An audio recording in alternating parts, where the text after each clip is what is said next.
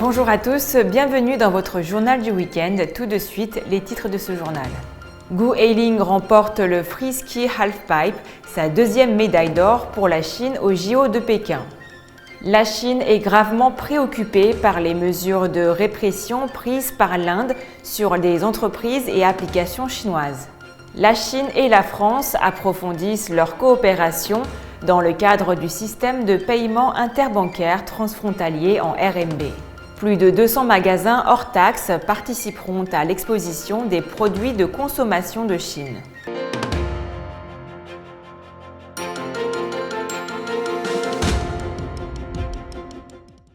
La talentueuse Gu Eiling est montée vendredi sur la plus haute marche du podium de l'épreuve de freeski halfpipe aux JO d'hiver de Pékin 2022, ce qui constitue sa deuxième médaille d'or pour le pays hôte, la Chine. Gu Eiling, 18 ans, a décroché sa première médaille d'or dans l'épreuve du Big Air le 8 février et a remporté une médaille d'argent dans l'épreuve du slopestyle le 15 février. Se distinguant en halfpipe dans les 3 épreuves auxquelles elle a participé, Gu Eiling a obtenu 93,25 points lors de sa première manche en prenant la tête du classement final parmi les 12 skieuses. Elle a récolté 95,25 points lors de sa deuxième manche pour accroître son avance et a scellé la victoire avant son 3e run. En finale des 3 manches, la skieuse canadienne Cassie Sharpe a remporté l'argent grâce à ses performances stables. Son meilleur score a été de 90,75 dans son 3e run.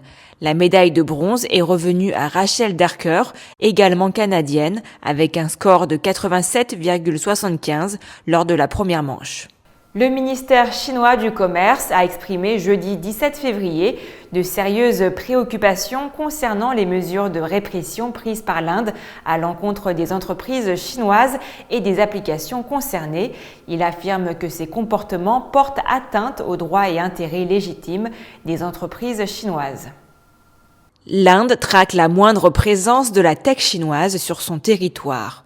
Le 16 février, selon le site d'information The Indian Express, le ministère indien des Affaires étrangères a banni 54 applications mobiles chinoises qui appartiennent majoritairement à de grands groupes numériques chinois tels que Tencent, Alibaba ou encore NetEase. Garena Free Fire, un des jeux les plus populaires au monde, lancé par une société singapourienne investie par Tencent, figure également sur cette liste. Pour l'Inde, ces plateformes mobiles portent atteinte à la vie privée des utilisateurs et à la sécurité du pays. En plein conflit transfrontalier, les autorités indiennes ont interdit en juin 2020, pour la première fois, 58 applications chinoises, dont notamment TikTok et Weibo. En septembre et en novembre 2020, l'Inde a bloqué respectivement 118 et 43 applications chinoises. Face à cette censure des applications chinoises par l'Inde, Cao Feng, porte-parole du ministère chinois du Commerce, a indiqué lors d'une conférence de presse que des investisseurs étrangers, dont des entreprises chinoises, étaient de plus en plus préoccupés par l'environnement d'investissement de l'Inde. Il a déclaré espérer que l'Inde pourra améliorer l'environnement commercial et traitera tous les investisseurs étrangers, dont les entreprises chinoises, de manière égale, transparente et sans discrimination. Notant que la Chine et l'Inde sont des partenaires économiques importants, le porte-parole a exprimé son souhait de voir l'Inde prendre des mesures concrètes pour maintenir une bonne dynamique de la coopération économique et commerciale bilatérale. En 2021, le commerce bilatéral entre la Chine et l'Inde a progressé de 43% sur un an pour atteindre 125,7 milliards de dollars selon le ministère chinois du Commerce. La coopération entre la Chine et la France dans le cadre du système de paiement interbancaire transfrontalier en RMB contribuera à l'internationalisation du yuan et offrira également à la zone euro l'occasion de réduire sa dépendance au dollar américain, ont affirmé des experts chinois. La Chine a accepté de soutenir davantage de banques et d'infrastructures financières françaises dans leur adhésion au système de paiement interbancaire transfrontalier en RMB, ce qui a été l'un des points forts de plusieurs accords de coopération bilatérale importants conclus mercredi 16 février par les deux parties. La partie chinoise examinera de manière positive les demandes de qualification financière des banques françaises conformément aux procédures et normes pertinentes, a rapporté l'agence de presse Xinhua. Le système de paiement interbancaire transfrontalier en RMB entre la Chine et la France est nécessaire pour le commerce bilatéral, a déclaré jeudi au Global Times Tong Tunxing, directeur de l'Institut des finances et des valeurs mobilières à l'Université des sciences et technologies de Wuhan. La coopération entre la Chine et la France a donné des résultats fructueux.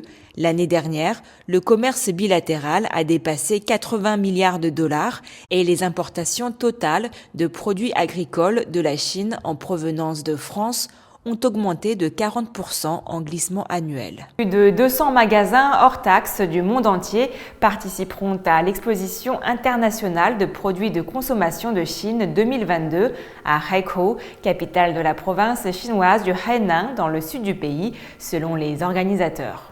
Co-organisée par le ministère chinois du Commerce et le gouvernement provincial de Hainan, l'exposition internationale des produits de consommation de Chine est prévue du 12 au 16 avril 2022 à Haikou.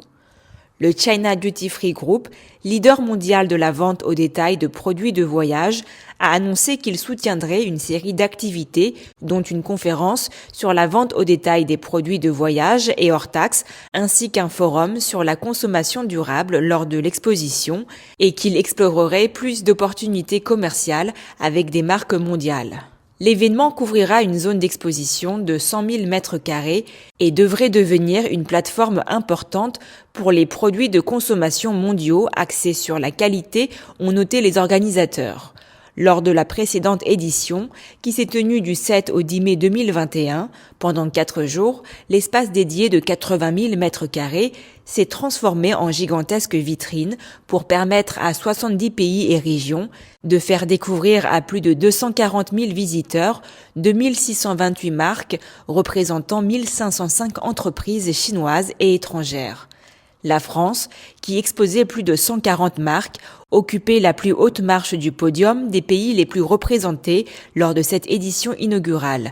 Les consommateurs chinois ont été invités à goûter les alcools, à essayer les articles de mode, les cosmétiques et à tester les différents services qu'offre la France. Selon l'ambassadeur de France en Chine, Laurent Billy, qui s'était rendu sur place, la manifestation est le symbole de la poursuite de l'ouverture de la Chine et de l'importance du marché chinois dans le domaine des biens de consommation. C'est la fin de votre journal. Merci à tous de l'avoir suivi. N'oubliez pas de vous abonner à la chaîne et activer la petite clochette de notification pour ne rien rater. Très belle journée ou très belle soirée à tous.